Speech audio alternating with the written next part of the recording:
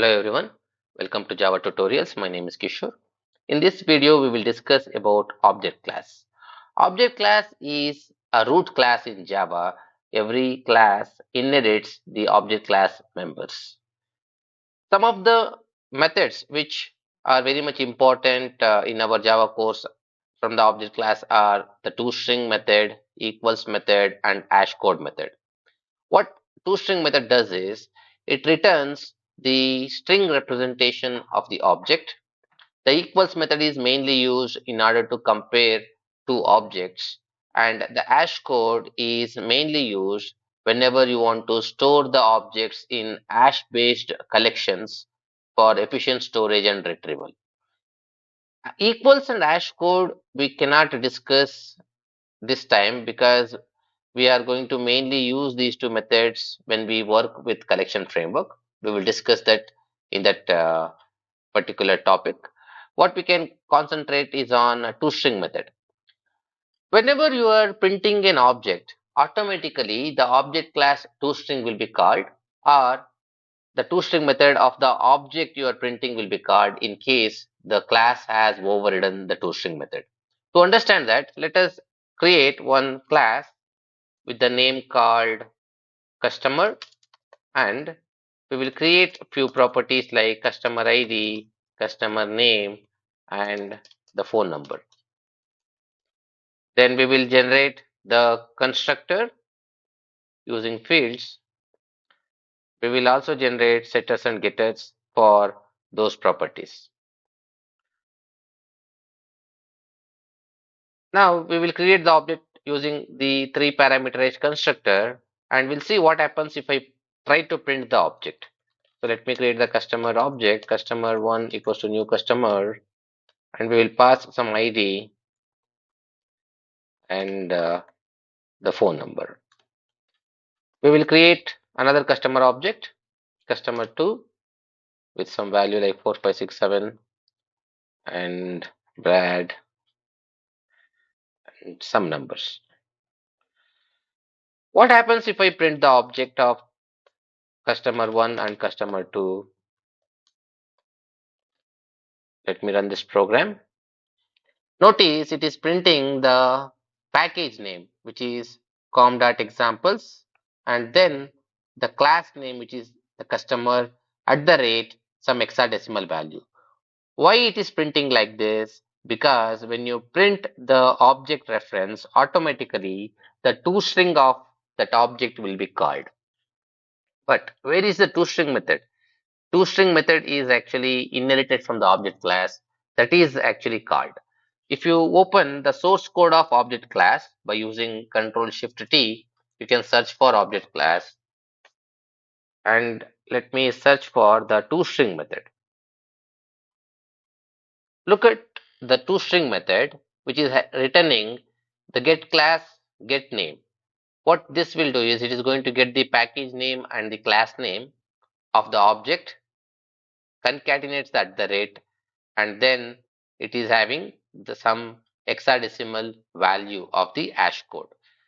Because of that, when you print the object, the toString method will be called and it is returning that particular information like this. But printing these informations will be of no use. For that reason, most of the times the classes override the toString method to return the particular information about that class. In our case, the customer class can override the toString method in order to return customer informations like ID, name, and phone number. Let us override the toString method.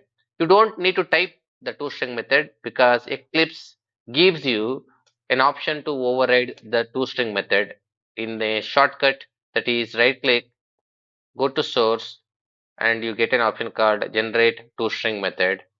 It is going to generate toString for ID, name, and phone number.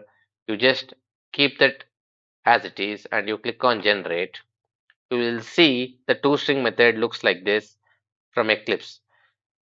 But what is this? This is the class name, ID, and then the value of the ID, then the name, the value of the name, then the phone and the value of the phone. Now if you print the customer object, the overridden toString will be called. And what happens if the overridden toString is called? Each customer information it is going to return. You can see this time customer object 1 and customer 2 object informations are printing, as the print statement is printing the object reference, the toString is automatically called on that object, and the toString returns these informations on each object. This is what the purpose of the toString. The toString method, as I told, is used in lot of inbuilt classes as well.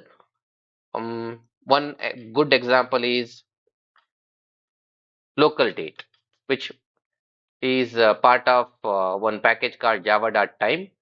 If I create an object of local date, I can create like this by using one of the static method called now, that is going to get the current date. And it is an object.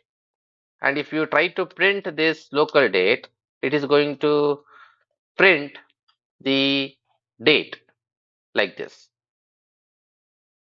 So what you need to understand here is you are printing the reference, and the local date toString method will be invoked, and the toString is overridden to return the object information in this format.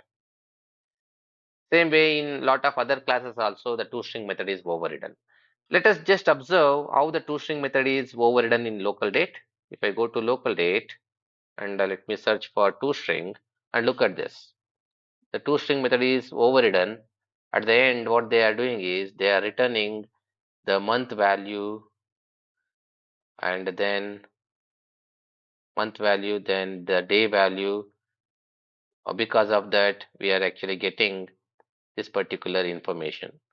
And I guess somewhere they are also appending the year value. You can see here year value, and then they are appending the month value. So because of that, we are actually getting the local date print statement like this. So that's it about the toString method. See you in the next video. Thank you so much.